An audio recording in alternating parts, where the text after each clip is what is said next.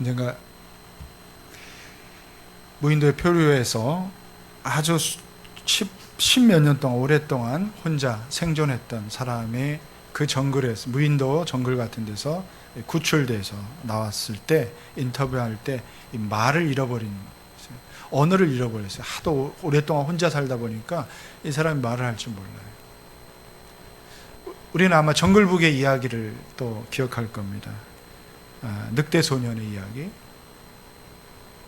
아기 때 정글에서 불시착해서 그 혼자 늑대의 우리 속에서 컸던, 영화로도 나왔던 이야기죠. 그런데 이 아이가 커서 어떻게 됐습니까? 늑대 소년이 된 거예요. 늑대처럼 말하고 늑대처럼 울음소리를 내고 행동합니다. 왜 그럴까요? 공통점이 뭐예요? 단절입니다. 인격적인 사람과의 어떤 관계 단절에서 오는, 사람 같이 생겼지만 사람의 행동을 하고 사람의 말을 하고 사람의 행동을, 사람다운 삶을 살아내지 못한다는 거죠. 하나님은 우리를 이렇게 인격적인 관계 속에서 인격적인 존재로 창조하셨습니다. 하나님이 아담을 창조하실 때 왜 창조했을까요? 사귐이 있게 하기로. 하나님과 사귐이 있게 하려고 창조하셨어요. 근데 아담을 창조하고 보니까 아담이 혼자 살아가는 것이 보기 안쓰러워요. 그래서 창세기 2장 18절에도 보면 남자가 혼자 있는 것이 좋지 않으니 그를 돕는 사람, 곧 그에게 알맞은 짝을 만들어 주겠다고 하나님 말씀하셨어요. 그래서 하와를 만드셔서 가정을 이루고 부부가 되게 하고 둘이 한 몸이 되고, 그래서 이게 하나님은 그 둘 사이에도 사귐이 있는, 친교가 있는 그런 만남을 갖게 하셨다는 거예요. 병원에서는 독방이 가장 비쌉니다. 그렇죠? 제일 싼 게 5인실, 6인실이에요. 근데 감옥에서는 징벌방이 독방이에요. 징벌을 받을 때, 문제를 일으켰을 때 독방에 가둡니다. 징벌로 한 달 혹은 뭐 열흘. 그럼 사람 미친다고 그래요. 아무것도 없는, 아무런 없는 혼자 이 징벌방에 들어가 있을 때 혼자 있는, 대화할 수 있는 상대가 없어요. 그러니까 벽에다 대고 자꾸 얘기하는 거예요. 말을 안 할 수 없으니까. 혼자 가만히 있는 것도 한두 시간이죠. 사람은 사람과 사이에 만남이 있어야 돼요. 이게 정상적인 인간관계예요. 하나님께서 하나님의 백성, 하나님의 자녀들에게, 우리에게 필수적인 이 친교, 사귐의 두 가지가 있어요. 첫째는 하나님과의 관계고요. 두 번째는 사람과의 관계, 성도와의 관계예요. 그래서 제가 생명의 삶 여러분 공부할 때 제일 중요하게 얘기했던, 우리 신앙의 가장 포인트, 중요한 건 뭐라고 그랬죠? 관계라고 했습니다. 관계.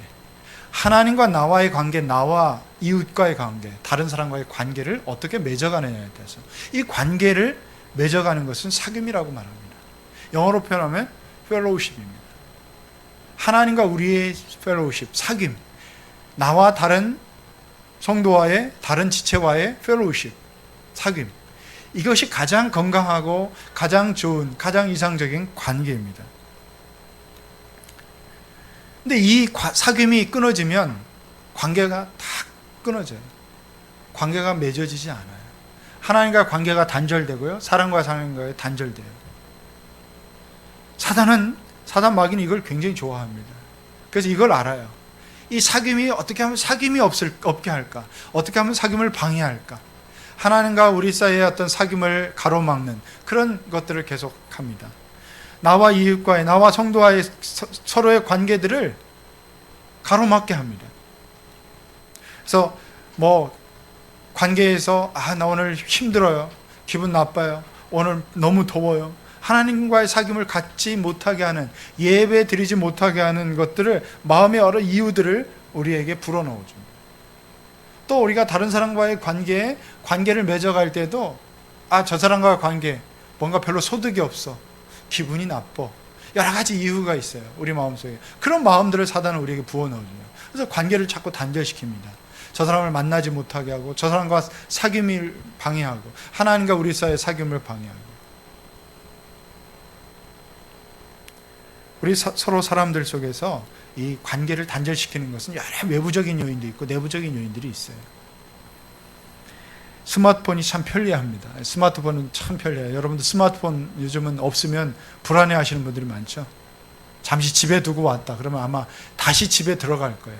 그 스마트폰이 있어야 내가 어디를 가는 것 같고 또 뭔가 이렇게 단절이 안 되는 것 같은데, 사실 여러분들이 가족들과 함께 있어도 같은 공간에 있어도 1시간이고 2시간이고 아무 대화가 없어요. 각자 스마트폰을 봅니다. 예.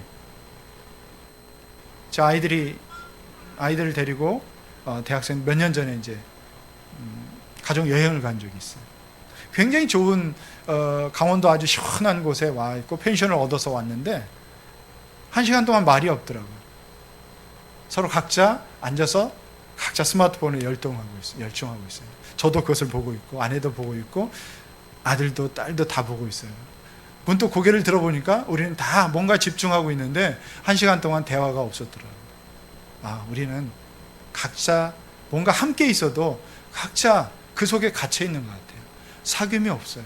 대화가 없어요. 나눔이 없어요. 그러나 여러분, 교회는 그런 게 아니에요. 교회라는 것은 성경적인 교회, 성경에서 말하고 있는 교회 공동체라는 것은 사귐의 공동체예요. 사귐이 사라질 때 교회 본질을 잃어버립니다. 교회는 공동체가 되지 못하고 교회는 그냥 함께 모이는 그런 멤버십을 가진 그런 모임으로 그냥 끝나버리는 것입니다. 오늘 교회에서 하는 모든 사역이 아름답고 풍성하게 성공적으로 이루어지기 위해서는 그 중심에 사귐이 필요한 겁니다. 오늘 예배도 하나님과 우리와의 사귐이에요. 여러분은 이 예배를 통해서 하나님을 만납니다. 하나님과 사귐을 갖는 거예요. 이 사귐을 방해하는 것들이 무엇인지를 여러분 생각해 봐야 돼요. 오늘 예배에, 오늘 또 많이 빠졌는데, 오늘 정관개정을 해야 되는데 많이 빠졌네요. 성원이 되겠죠? 아마 여러 가지 이유들이 있을 거예요. 더워서, 혹은 휴가를 가야 돼서, 혹은 어디를 여러 가지 이유들이 있을 거예요. 사귐을 방해하는 많은 요소들이 있어요. 피곤해서. 또 우리가 성도 간의 교제를, 또 여러분 목장에서 가정교회에서 이 사귐을 갖지 못하게 하는 여러 가지 이유들을 우리는 가지고 있습니다. 그러나 여러분, 이 사귐이 없이는 교회가 교회다워지지 못해요. 풍성함을 잃어버린 거예요. 아름다움도 잊어버린 거예요. 오늘 이 교회 공동체의 본질이고 교회를 살아있는 공동체로 세워가는 이 참된 친교, 사귐, 어떻게 이루어져야 됩니까? 첫 번째는 교회는 그리스도의 몸이라고 성경은 이야기합니다. 이 고린도 교회는, 사도 바울이 고린도 교회에 편지 쓰면서 이 고린도 교회는 은사가 많이 나타났어요. 역사도 많이 나타났습니다. 굉장한 일들이 많이 있었습니다. 그런데 문제도 많았어요. 갈등도 있었고 그 안에 다툼도 있었고 여러 가지 보니까 파가 있었어요. 그래서 고린도서 12장 보면 교회를 그리스도의 몸으로 비유하면서 우리는 각 지체고 그 지체가 어떻게 유기적으로 연결되어 있는지를 자세히 설명합니다. 우린 서로 지체라고 그랬어요. 그리스도의 몸이요. 몸을 이루는 지체예요. 그래서 눈이 아프면 발도 아파요. 몸 전체가 영향을 받습니다. 손은 손대로 발은 발대로 다 붙어 있어야 이 유기적인 관계 속에서 정상적으로 건강하게 작동하고 역할을 해낼 수 있다는 거예요. 사람 몸에 비유하듯이 교회도 마찬가지예요. 우리는 서로 지체이기 때문에, 그리스도의 몸을 이루는 지체이기 때문에 서로 잘 유기적으로 연결되어 있어야 돼요. 내가 저 사람과 관계없다고 얘기하는 그 순간, 나는 여기에 관계없다고 순간 우리는 모든 그 관계로부터 깨어지고 또 그 단절되는 것입니다. 셜러라고 하는 사람이 교회를 상호작용을 하고 함께 삶을 나누는 모임, 영어로 표현하면 펠로우십 서클이라는 표현을 썼습니다. 교회는 절대적으로 펠로우십 서클이지 멤버십을 가진, 그냥 회원을 등록하고 회원을 가진 그런 공동체가 아니라는 거죠. 조직으로만 구성된 교회는 생명력이 없어요. 조직은 잘 돼 있는데 그 안에 사귐이 없는 교회 공동체는 어느 순간 순간적으로 무너집니다. 조직 별거 아니에요. 아무리 교회가 유명하고 최고의 예배당의 건물을 자랑하더라도 그 속에 생명력이 없을 수 있어요. 사귐이 없을 수 있다.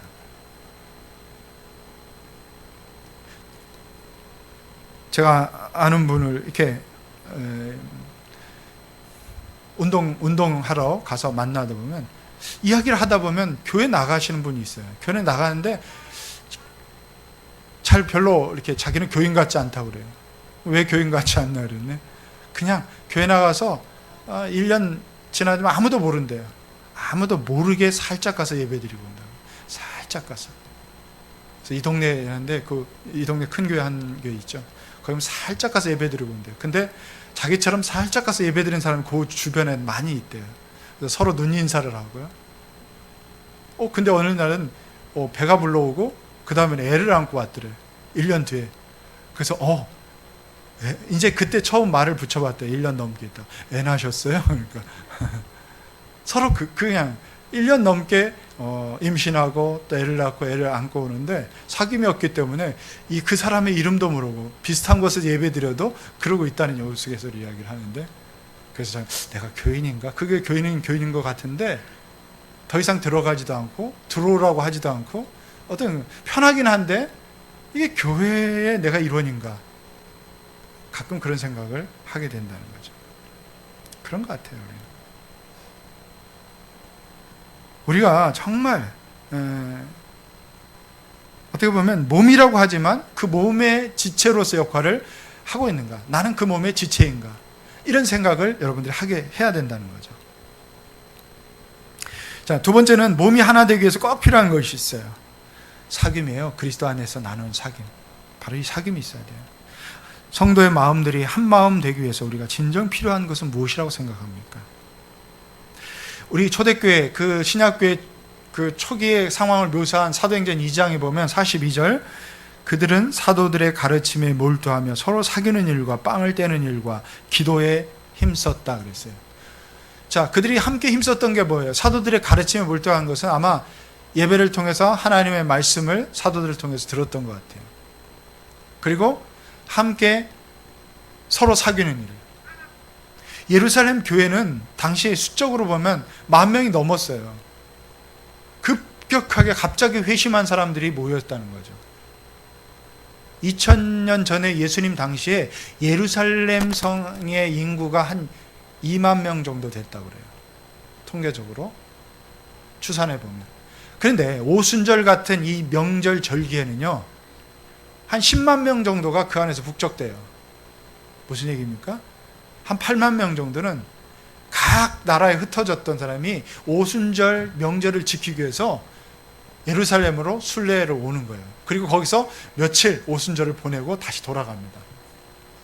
그런데 오순절 성령이 그들에게 임하고 나서 베드로의 그 설교를 통해서 그들이 회심하고 한 사람이 5,000명이 넘는 거예요. 3,000명이 넘고 수천 명이 되고 여러 딸린 식구들까지 하면 한 10,000명 넘는 교회가, 예루살렘 교회가 탄생한 거예요. 그럼 어떻게 이 교회가 이렇게 생명력 있는 교회로 되었을까? 10,000명이건 20,000명이건 그리스도의 몸이라는 사실, 그리고 그들 가운데 하나님과 풍성한 사귐이 있었고, 또 가정교회 우리가 모이는 이 가정교회 모임들로 가정에서 또 소규모로 모여서 함께 떡을 뗐어요. 함께 빵을 먹고 음식을 나누고 서로 사귀는 일과 함께 서로 삶을 나누고 기도하는 일에 힘썼다 그랬어요. 그렇기 때문에 그게 생명력이 있는 교회가 된 거예요. 자, 여러분, 그들은 계층도 다양하고요, 신분도 다양하고, 거기는 주인도 있고 종도 있었어요. 그리고 고아와 과부들도 많이 있었고, 사업 잘하는 돈 있는 사람도 있었고요. 그리고 다양한 나라에 흩어졌다가 왔습니다. 그들이 대다수는 유대인이었지만 또 유대교를 믿었던 또 이방인 출신들도 많이 있었습니다. 예루살렘 초대 교회에 다양한 사람들이 모여 있었어요. 그들이 어떻게 이렇게 그리스도의 몸을 이루고 풍성한 일인가? 그들 가운데 진정한 사귐, 펠로우십이 있었다는 거예요. 오늘 제가 여러분에게 말씀드리고 싶은 것은 성령께서 과연 그들에게 무엇으로 인도하고 계셨는가요? 그들은 사도들의 가르침을 통해서 배웠습니다. 그리고 믿음 안에서 그들은 사귐을 가졌어요. 함께 먹고 함께 삶을 나누고 함께 기도하고 함께 위로하고 서로에게 힘을 주고, 오늘 우리가 가정교회하고 여러분 목장에서 모임하는 그 똑같은 것을 신약교회는 그렇게 했다는 것이에요. 자, 그런데 그 뒤에 세워진 고린도 교회에 문제가 생겼습니다. 그래서 바울이 편지를 쓰고 있어요. 갑자기 교회 소식을 들었는데 교회 안에 파가 생겼다는 거예요. 12절 보면 나는 바울 편이다, 나는 아볼로 편이다, 나는 게바 편이다, 나는 그리스도 편이다. 서로 교회 안에 각자 파당이 생긴 거예요. 바울에게 영향을 받은 사람도 있고요, 그 탁월한 성경 교사였던 아볼로에게 또 가르침을 받아서 거기에 또 매료됐던 사람도 있을 겁니다. 또 그래도 사도 베드로가 예수님의 수석 제자고 가장 가까이 있었던 제자 아니냐, 나는 베드로파다, 아니다, 이도저도 아니다, 나는 예수파다, 나는 그리스도께 속한 사람이다, 이런 식으로 서로 다툼과 분열이 생기기 시작했던 거예요. 그래서 고린도 교회 보면 굉장히 많은 능력이 나타나는데 문제도 많이 나타났던, 우리가 오늘날 일어날 수 있는 문제들을 고린도 교회가 가지고 있었다는 거예요. 자, 왜 나눠졌을까요? 왜 이런 문제가 생겼을까요? 그리스도의 몸 안에서 이루어지는, 그들이 그리스도의 몸이라는 것을 잘 인식하지 못했고 서로 지체라는 것을 생각지 못했던 거예요. 그리고 그들 안에 진정한 사귐이 사라졌기 때문에 끼리끼리 모이기 시작한 거예요. 나는 내 마음이 통하는 사람, 나는 비슷한 사람, 이렇게 모이다 보니까 파당이 생기고, 또 얘기를 하다 보니까 생각이 달라요. 견해도 다르고. 그러니까 다르다는 것이 그들은 틀렸다고 생각하기 시작한 거예요. 다른 게 틀린 게 아니에요. 우리는 가끔 다른 것을 틀리다고 자꾸 생각하는 거예요. 그렇기 때문에 사귐이 일어나지 않나요? 단절이 되는 겁니다. 나 저 사람과 말하고 싫어요, 나 저 사람과 더 이상 대화가 안 돼요, 이렇게 얘기합니다. 다르다고 얘기해요. 결혼생활하고 부부생활 이렇게 하다 보면 참 다르다는 걸 알 수 있어요. 각자 다르게 살아온, 얼마나 많은 시간 동안 다르게 살아왔습니까? 성격도 다르고 생각도 다르고 문화도 다르고. 그러니까 똑같은 문제를 봐도 다르게 볼 수 있어요. 반응도 다르고 결과 과정도 달라요. 저와 아내도 많이 달라요. 성격적으로도 성격 유형상 거의 반대편에 있어요. 근데 어떻게 살아갑니까? 어떻게 이렇게 살고 있어요? 다르다는 것을 틀렸다고 말하지 않는 거죠. 다른 거예요. 성격도 다르고 생각도 다르고. 교회 안에서 여러분 정치적인 견해도 다르잖아요. 우리 교회 안에서는 그래도 정치적으로 그렇게 막 다르다게 느끼지는 않는데, 전에 제가 섬겼던 그 교회는 한 50대 이하와 50대 중반 이상은 정말 다른, 극과 극의 약간 그 정치적인 견해가 달라요. 그래서 그 안에서 제가 정치적인 이야기 하지 말라고. 왜냐면 맨날 가만히 가보면 밥 먹고 나서 그룹으로 모여서 정치적인 얘기 하다 보면 그 안에 큰 소리가 나와요. 어른들이 막 혼내기도 하고, 젊은 사람들 생각이 틀렸다고 그러고, 젊은 사람들은 저런 어른들을 우리가 어떻게 생각해, 어떻게 받아들이냐 막 고민하고 있고. 다를 수 있죠. 다른 게 틀린 게 아니에요. 그냥 다르다는 거죠. 우린 다른 것을 배려하고 받아들이고, 그 안에서 그리스도 안에서 우리가 만났기 때문에 우린 그리스도 안에서 서로에 대해서 용납하고 받아들이고 섬기고 사랑하는 거예요. 누구에 속한 것이 아닙니다. 교회 주인은 예수 그리스도예요. 그리스도만이, 우리는 파가 있다면 그리스도파예요. 우린 모두가 예수께 속한 사람이라고 하는 거죠. 누구에게 속하지도 않은 거죠. 우리가 속한 교회 공동체는 주님께서 우리를 그리스도의 몸으로, 지체로 부르셨어요. 거룩한 일에 함께 하도록 공동체로 부르셨다는 거예요. 그 안에서 진정한 사귐이 필요한 겁니다. 사귐이 없이는 몸을 인식하지 못해요. 우리가 한 지체라는 것을 인식하지 못해요. 서로가 서로를 사귀고 알아가고 서로를 다르지만 배려하고 서로 그리스도의 몸을 이루는 지체로서 받아들일 때만이 우리는 그 안에서 진정한 공동체 의식이 생기고, 또 우리가 그리스도 안에 있기 때문에 용납이 되는 거예요. 주님이 나를 용납하셨던 것처럼 내가 뭐 잘나서 주님이 나를 사랑하시고 나를 위해 십자가에 죽으셨습니까? 그렇지 않잖아요. 우리 연약하고 여전히 똑같은 죄인이에요. 다만 용서받은 죄인들이 모인 곳이 교회 공동체예요. 모두가 부족한 사람들이에요. 모두가 허물이 있는 사람들이에요. 그렇지만 그 허물을 허물로 보지 않는 것이에요. 우리는 그 허물을 그리스도의 사랑으로 받아들이고 상대방을 세워주고 우리가 그리스도의 몸의 지체로서 알아가고 사겨가고 하나님을 알아가듯이 또 성도를 서로 알아가는, 그게 그리스도의 몸 지체의 역할이고 그게 교회 공동체인 거예요. 자, 그러면 우리가 교회를 세우고 풍성케 하는 이 성도의 사귐, 친교는 무엇입니까? 어느 한 교회에서 같은 친교실에서 두 개의 모임이 있었어요. 하나의 모임에서는 열심히 화제가 각자 다른 화제들 계속해서 꺼내면서 굉장히 웃고 재밌게 모임을 하고 있었어요. 한 사람이 지난번에 열린 월드컵 경기에 막 독일과의 그 전 이야기를 막 흥분한 그 승리한 이야기를 열심히 합니다. 그 얘기가 어느 정도 끝나니까 또 옆에 있는 사람들이 내가 지난번에 재미있게 보는 미니 시리즈 요즘 TV 막 열심히 이야기합니다. 예. 도깨비 이야기합니다. 도깨비 계속 얘기해요. 또 한 사람은 최근에 내가 그 정말 유행하는 브랜드의 어떤 옷을 싸게 어디서 정말 구입한 이야기를 그러면서 그거 보여주면서 이거 어떠냐고 또 열심히 하고 있어요. 또 한 사람이 최근에 정치적인 이슈를 꺼내면서 흥분해서 막 여러 이야기를 할 때 거기에 또 공감하기도 하고 아니라고 또 이야기하면서 또 한참 논쟁을 벌입니다. 이게 한 그룹에 모이고 있는 풍경이었어요. 또 한쪽 저쪽에서는 한 사람이 막 얘기를 하다가 눈물을 흘리고 있어요. 옆에 사람이 어깨를 두드려주고 이렇게 격려해주고 있어요. 조금 있다 보니까 뭐 축하할 일이 있어요. 축하할 일 이렇게 축하해주고 격려해주고 뭐 꽃다발을 이렇게 전해주고 또 그 사람 또 한 주간 삶을 또 이야기하면서 모두가 공감하고 있고 그러더만 또 함께 그 사람을 위해서 둘러싸서 이렇게 기도해주고 있어요. 별로 재미는 없는 것 같아요. 분위기가 어떻게 보면 너무 진지한 것 같고 가끔 웃고 하지만 그게 막 그런 것 같아요.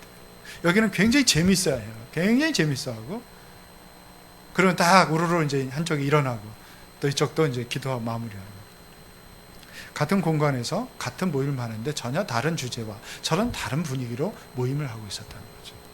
자, 여러분은 어떤 모임에 가고 싶습니까? 또 어떤 모임에 자주 경험하고 있습니까? 우리의 사귐이라는 것은 그냥 정신 유시를 함께 나누고요. 차 한잔을 마시고 함께 즐거워하고 뭐 이것도 우리의 사귐이 될 수 있어요. 보통 우리는 교회 안에서 아니라 세상에서도 다른 사람과 직장에서도 또 어떤 카페에서도 누군가를 만났을 때도 우리는 이렇게 자연스럽게 이야기합니다. 세상에 이슈가 되는 이야기들을 하고요. 자기 개인적인 어떤 취미생활을 이야기하기도 하고 최근의 관심사를 이야기하기도 합니다. 별로 공통점은 없어도 그냥 들어주고 듣고 이야기하다가 그리고 끝나서 헤어지는 것입니다. 이것을 우리가 사귐이라고 말할 수 있나요?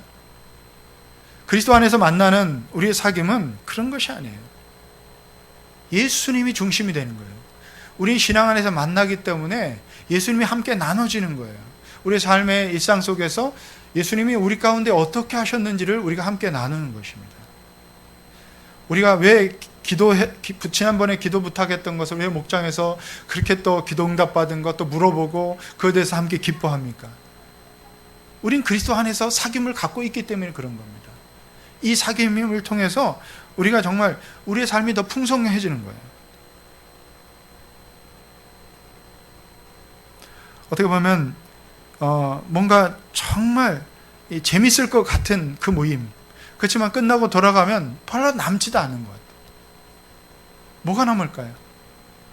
월드컵 경기가 남을까요? 나와 다른 견해의 어떤 정치적인 그 이슈의 어떤 견해들이 내 속에 막 오랫동안 잔잔한 감동으로 남을까요? 그렇지 않을 겁니다. 적어도 그리스도 안에서 만나는 이 풍성케 하는 것은 예수님이 남아야 돼요. 하나님 말씀이 우리의 삶에 영향을 미치고 있는 그것이 나는 거예요. 어떻게 보면 우리가 재미있는 이슈들을 나누고요, 여러 가지 이야기도 하지만 그 모임에는 부담이 없어요. 서로를 책임질 일이 없어요. 그렇죠? 책임질 일이 없어요. 굳이 내가 저 사람에 대해서 책임질 필요가 없고, 저 사람의 아픈 것을 내가 들어서 막 기도해야 되고 막 가슴에 품고 이럴 부담감은 없어요. 근데 이 모임은 뭔가 이렇게 예수가 나눠지고 하나님 말씀이 나눠지고 삶의 고통, 무거운 짐들이 나눠지고 그러다 보니까 부담감이 있어요. 그 사람의 아픔이 내 아픔이 되고요, 그 사람의 또 지고 있는 짐이 나의 짐으로 나눠지기도 합니다. 부담감이 있어요. 그렇지만 이 부담감은 하나님 우리에게 주신 거룩한 부담감이에요. 우리 이 거룩한 부담감을 통해서 성장합니다. 이 거룩한 부담감이 있기 때문에 우리는 서로에서 책임지려고 합니다. 왜 우리가 가족입니까? 가족은 서로에 대해서 책임지려고 하는 것이 가족입니다. 우리가 그리스도 안에서 만난 이것은 우리가 서로 가족이기 때문에 가족은 서로를 책임지려고 하는 거예요. 책임지지 않을 때 우리는 가족이 아닙니다. 여러분의 혈연으로 맺어진 가족들 책임지려고 합니다. 힘들 때 내 가족이니까 오는 거예요. 저도 5형제가 있어요. 위로 누님이 셋이 있고요, 밑으로 남동생이 하나 있어요. 형제 중에 하나가 어려우면 멀리 떨어져 있어도 책임지려고 합니다. 힘들어요.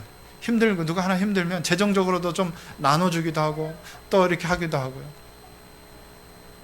또 힘들면 그 마음에 또 아픔들이 있기 때문에 그걸 또 위해서 기도합니다. 교회 또 가족들이 여러분 목장 안에서 만나는 그 목장, 거룩한 부담감이 있어요. 기도 제목을 들으면 부담감이 생기잖아요. 그렇지만 이게 가족이에요. 그 거룩한 부담감을 안고 하나님께 우리가 함께 나아가는 거죠. 그게 진정한 사귐이 일어나는 거예요. 그 삶 속에 풍성하게 내는 거죠. 우리가 하나님 말씀 속에서 배운 것을 서로 나누고 함께 기도하는 시간을 갖는 것, 우리의 삶을 풍성케 합니다. 다른 성도의 그 지체의 어려움을 내가 듣고 중보기도 하는 것, 그게 거룩한 부담감이에요. 어려움에 처한 저 형제를 내가 가진 것을 조금이라도 위로하고 도울 수 있다면 그게 거룩한 부담감을 안고 사귐을 갖는 것입니다. 우리 신약교회 공동체의 모습을 기록한 사도행전 2장 그 45절 47절에 잘 묘사되고 있어요. 우리가 교회 공동체 안에서 신앙 안에서 만나는 우리의 사귐, 우리의 친교는 단순한 사교적 활동이 아니에요. 찬잔을 마시고 여러 이슈들을 또 우리가 관심 갖고 있는 것을 나누는 그것이 아니에요. 근본적으로 달랐다는 거죠. 그들은 서로를 긍휼히 여기고 서로를 사랑하고 서로의 거룩한 부담감을 안고 함께 나누고 함께 떡을 떼고 함께 가진 것을 나누고 함께 기뻐하고 함께 울고. 초대교회 공동체의 중심 바로 예수님이에요. 사도 바울도 아니었어요. 베드로도 아니었습니다. 그들의 지도자도 아니었어요. 오늘 우리 교회의 주인, 우리 교회의 중심은 우리가 항상 모일 때마다 생각해야 될 것은 예수님이에요. 예수가 우리 교회의 중심이에요. 예수가 빠져버리면 우리는 세상의 사교적인 모임이 되는 거고 세상에 그냥 멤버십을 가진 편한 그런 관계가 될 것입니다. 친교라는 것은 히라보로 보면 코이노니아라는 표현을 쓰는데요. 이게 뭐냐면 함께 나누고 협력하고 동반자가 된다는 거예요. 어떻게 동반자가 됩니까? 뜻을 같이 하는 겁니다. 마음은 오늘 10절 말씀, 고린도전서 1장 10절 말씀 봅시다. 후반절, 중반절 보면 여러분은 모두 같은 말을 하며 여러분 가운데 분열이 없도록 하며 같은 마음과 같은 생각으로 뭉치십시오. 이게 바로 코이노니아 공동체예요. 이게 바로 교회 공동체예요. 같은 말을 할 수 있어야 돼요. 분열이 없도록 해야 돼요. 우리 속에 분열이 있다면 그 분열을 치유하고 분열이 없도록 한 마음 한 뜻이 되도록 같은 생각과 같은 마음으로 뭉쳐야 돼요. 근데 예수 그리스도가 우리 안에 계시고 그리스도를 통해서 주님을 통해서 연결되고 주님이 함께 나눠주고 그래야 같은 생각과 같은 마음을 품게 되는 거예요. 너희 안에 이 마음을 품으라. 빌립보서 2장 그 말씀처럼 너희 안에 이 마음, 예수 그리스도의 마음을 품어야 우리가 함께 하나 되는 것입니다. 신앙 안에서 교제가 풍성해지려면 세 가지가 있어야 돼요. 만남과 나눔과 누림이에요. 만남이에요. 자주 만나야 돼요. 우리 친해지려면 친밀한 교제예요. 친교는 친밀한 교제. 친밀한 교제는 어쩌다 만나는 관계가 아니에요. 자주 만나야 친밀해져요. 예배 시간에 함께 만나고, 하나님과 만나고, 성도와 만나고, 우리 또 목장을 통해서 만나고, 개인적으로 또 만나고. 만나야 서로를 이해할 수 있고요. 만나야 사랑할 수 있고, 만나야 섬길 수 있고, 만나야 그 사람의 속사정을 알 수 있고, 만나야 기도할 수 있는 거죠. 생각이 다르고 신앙의 색깔이 다를 수 있지만 그리스도 안에서 하나 될 수 있어요. 정치인 견해가 다를 수 있지만 그리스도 안에서 적어도 우리는 같은 말을 하고 같은 생각과 같은 마음을 품을 수 있다는 거죠. 서로가 사랑으로 상대를 편견 없이 받아들일 때 진정한 사귐이 시작됩니다. 오늘 목회자 관람 코너에서도 제가 썼지만 사람은 믿음의 대상이 아니라는 거예요. 사랑의 대상이에요. 사랑하는 것뿐이에요. 우리가 사랑할 만한 모든 것을 많이 갖춘 게 아니에요. 사랑하기로 작정한 거, 사랑하는 거죠. 우리의 믿음의 대상은 오직 예수 그리스도예요. 완벽하고 온전하시고 흠이 없으시고 우리를 무한히 사랑하시는 그 예수 그리스도에 대한 그 믿음, 그것만이 확실한 거 진리고요. 사람은 그저 그냥 사랑해 줄 뿐이에요. 사랑함으로써 받아들여주고. 그렇지 않으면 이게 우리가 실망하게 되잖아요. 여러분 자주 만나시기 바랍니다. 목장 안에서 자주 만나서 함께 교제하고, 또 교회 안에서 자주 만나서 교제하고, 함께 서로의 삶을 나누고, 함께 기도하고, 함께 하나님께 나아갈 때 우리의 사귐은 더 풍성해지는 거예요. 우리는 보고 배우면서 서로 성장하는 겁니다. 두 번째는 나눠야 돼요. 신앙의 경험을 나눠야 돼요. 한 주간 동안 여러분 목장에서 뭐 합니까? 처음 모이면 오늘 한 주간 있었던 감사한 것들을 나누잖아요. 먼저 감사한 것들을 나누면서 하나님 우리 안에 있었던 일들이 있어요. 하나님 우리 안에서 역사하셨던, 하나님 도와주셨던, 그러면서 하나님을 경험하고 우리가 그 경험들이 서로 나눠지는 거예요. 간접 경험이죠. 함께 천국을 경험하는 거죠. 교회는 그래서 함께 천국은 이런 모습이겠구나. 부족하지만 우리가 부족한 사람들이 모였지만 천국을 이루어가는 거예요. 천국에서 모습을 경험을 하고 그 다음에 천국에 대한 기대가 더 커지는 거죠. 그리고 이 천국을 확장하는 거죠. 또한 물질도 나눠야 돼요. 우리 자본주의 시대에 우리가 소유에 대한 집착이 굉장히 강합니다. 내 것. 아이들도 태어나면서부터 정신 자라면서 내 것에 대한 집착이 점점 커지는 거예요. 탐심이 커지고. 내 것을 떼어서 부족한 사람, 필요로 하는 사람들을 함께 나누는 것은 우리의 신앙에 큰 결단이 필요합니다. 여러분 초대교회에서 일어났던 그들의 재산을 함께 나누고 과부와 고아들을 나누고 어려운 가난한 이웃들을 나누고 그들과 그 가진 것들을 함께 나눴다는 것은 과연 혁명적인 거예요. 그런 혁명적인 변화는 하나님과의 사귐, 우리의 사귐 속에서 일어났던 놀라운 역사입니다.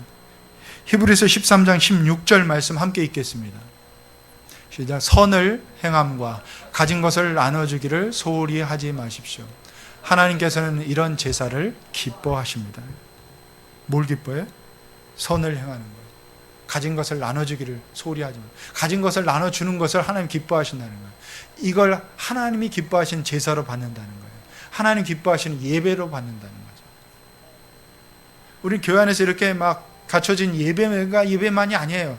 우리가 하나님께 선을 행하고 가진 것을 함께 나누는 것을 하나님께 드려지는 거룩한 예배, 하나님 기뻐하시는 제사라는 거죠. 우리 교회 안에서도 이런 나눔이 풍성하게 일어나기를 기대합니다.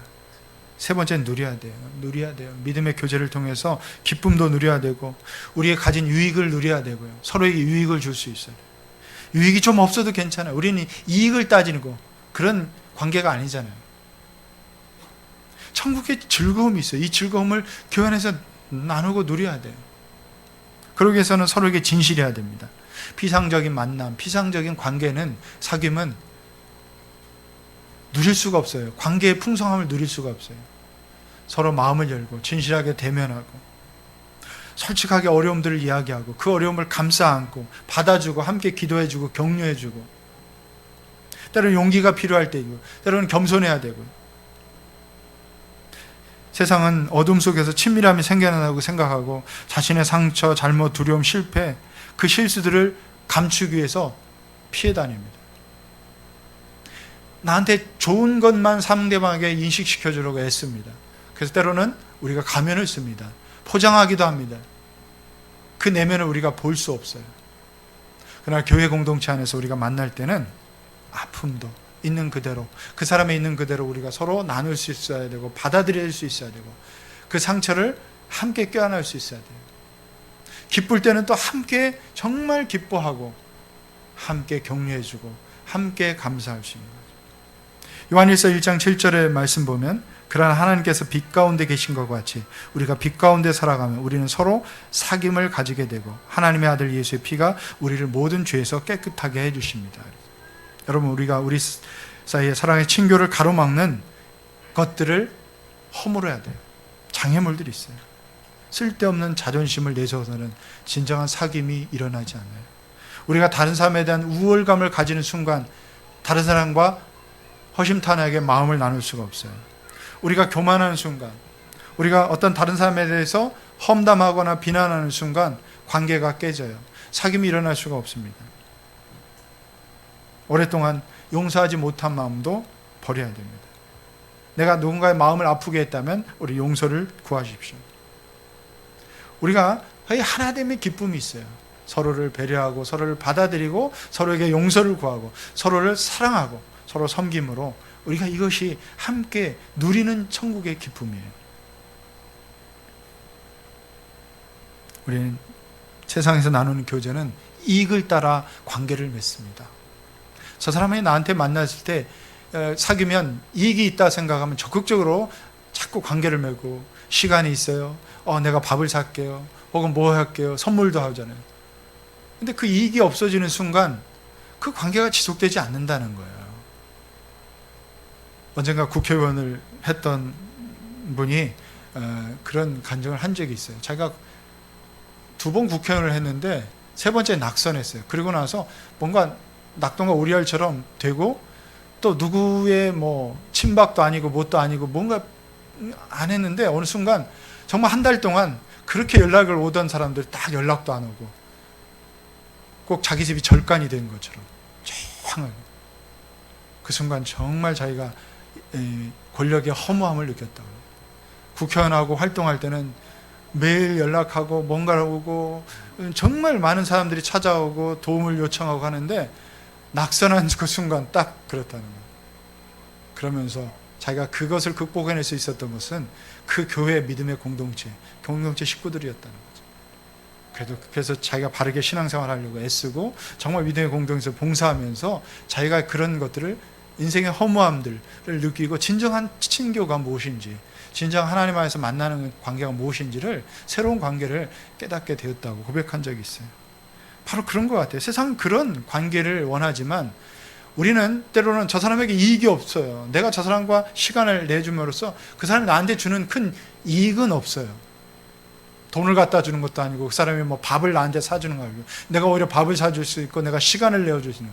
그러나 이것을 하나님 기뻐하신다는 거예요. 이걸 하나님 기뻐하시는 제사로 받으신다는 거예요. 그런 관계 속에서 이익이 맺어지는 관계가 아니라 서로를 세워가는 관계, 서로를 사랑하는 관계, 존중하는 관계로 맺어진 관계는 하나님 나라에서도 영원할 것입니다. 오늘 에베소 4장 27절, 마귀에게 틈을 주지 말라. 우리에게 틈을 노리는 마귀는 계속해서 우리의 관계를, 사귐을 가지지 못하게 합니다. 목장에 가지 못하게 하는 여러 이유들을 그 순간에도 하루에도 여러 번씩 갖게 합니다. 거룩한 친교회, 우리 모임에 예배에 가지 못하게 하나님과 사귐을 방해하는 것들이 있습니다. 우리의 성교에 방해하는 많은 것들이 있습니다. 거기에 넘어지지 않도록 여러분이 깨어있기를 바랍니다. 오늘 저와 여러분, 모든 관계에 어떤 것들이 다 그리스도 안에서 우리는 하나 될 수 있어요. 김제 가면 초대교회 한국 교회사에 아름다운 이야기가 있어요. 거기에 어떤 이야기가 전해오냐면, 그 지역의 지주였던 분이 정말 예수를 믿고 그 예배당을, 자기 집을 예배당으로 사용하도록 했어요. 그 땅과 모든 것을 예배당, 그리고 한시적으로 섬겼어요. 그리고 그 집에 종로를 타던 종이었던 사람을 이제 종이 아니라 정말 한 형제로 받아들이면서 예수를 믿게 된 거죠. 그래서 함께 신앙생활을 하는데 첫 장로를 뽑는데, 한 사람의 장로를 뽑는데 누가 됐냐면 그 주인의 그 종이 장로가 된 거예요. 그럼 보통 사람 어떻게 됩니까? 너무 기분 나쁘죠. 말도 안 되죠. 내가 이렇게 헌신하고 내가 했는데, 아니 내 종이었던 이 사람이, 소위 말해서 그 당시 천한 신분이었던 사람이 어떻게 이 교회 장로가 되냐는 거죠. 근데 이 주인의, 이 사람의 이 훌륭한 신앙의 인품은 그 종이었던 사람을 장로로 잘 세우고 그 권위 아래서 잘 교회를 세워갔다는 거예요. 나중에 이 종이었던, 장로가 된 이 종이었던 사람이 신학 공부를 하고 그 교회 담임 목사가 됐어요. 그리고 이 주인이었던 분은 장로가 됐어요. 평생 이 아름다운 동역이 이 교회를 잘 세워가고 성장시켰던 이야기. 이 한국교회의 아름다운 이야기예요. 무엇 때문에 가능했습니까? 그리스도 안에서, 그 믿음 안에서, 사랑 안에서 그들은 서로를 세워주는 관계, 아름다운 사귐을 통해서 진정한 교회가 무엇인지를, 공동체가 무엇인지를 우리에게 잘 보여주었다는 겁니다. 오늘 서로에게 힘이 되도록 사랑과 선행으로 서로를 격려합시다. 만나고 나누고 누리는, 여러분 가정교회에서 그런 모임들을, 그런 사귐이 있으시기 바랍니다. 그래서 우리 교회 공동체가 정말 주님이 소원하시는 교회 공동체로 함께 서로 배우고 서로 성장해가는 그런 모임으로, 우리 교회로, 또 서로서로의 삶을 그렇게 풍성케 하는 교회로